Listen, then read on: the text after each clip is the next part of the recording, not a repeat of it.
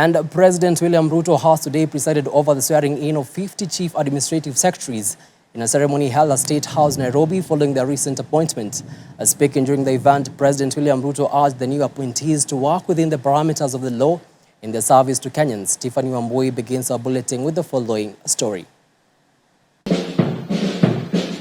Despite the controversies surrounding the appointments of chief administrative secretaries by President William Ruto, the 50 nominees have today been sworn into office, rubber-stamping their roles in the government. The swearing-in ceremony that took place at State House, Nairobi, saw the nominees take their oath of office. I, Dennis Njue Tumbi, being appointed the Chief Administrative Secretary in the Government of Kenya. I, Simon Mwangi Kamau Gikuru.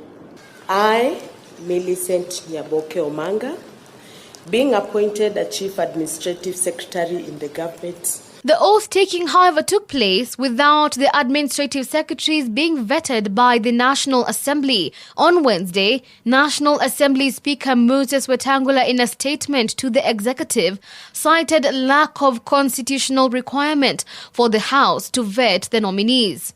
As they take up the roles in the various ministries assigned, President Ruto urged the new chief administrative secretaries to uphold the seriousness of their oaths in service to Kenyans, which they took on their own volition. You have undertaken on your own volition to serve with honor and dignity. When you don't serve with honor and dignity, therefore, it means you know what to do. He further called on the new appointees to serve all Kenyans despite their political affiliations. You have sworn to serve the people of Kenya and the Republic of Kenya. I didn't hear anybody swear to serve their families or villages or communities or counties.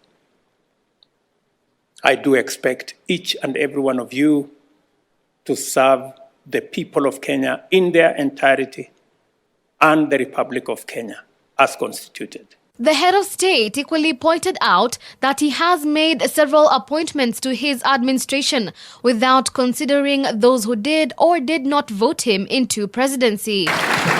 This comes as former Trade Chief Administrative David Osiani has thrown his weight on the appointment of the administrative secretaries. Speaking to Hope FM, Osiani, while acknowledging the pivotal role played by the secretaries, lamented that the current regime should not have continued with the appointments without entrenching the positions in law to safeguard the appointments. If the National Assembly has removed itself in the vetting process, it means then the CASs may not be vetted.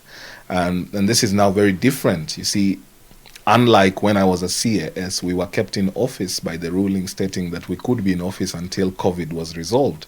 And so we stayed on to the end because there was never a time COVID stood resolved. So we look forward to seeing what will happen. I foresee that various factions may want to go to court to seek clarity or to seek a ruling to either keep the CASs in office as appointed or have them out of office until the process is regularized.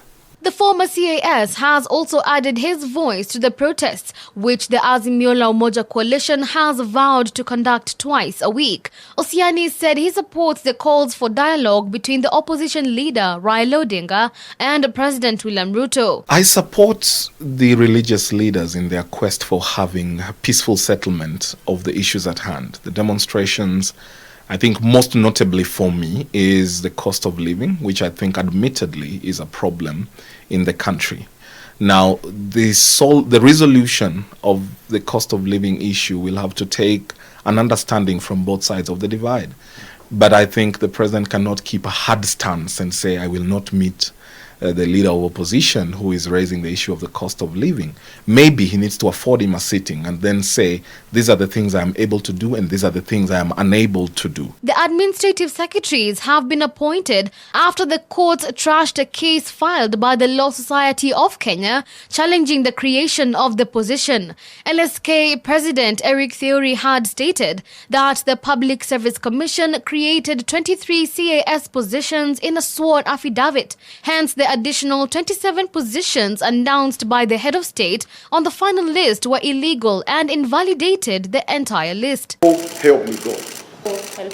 Tiffany Wamboi, Hope TV, Nairobi.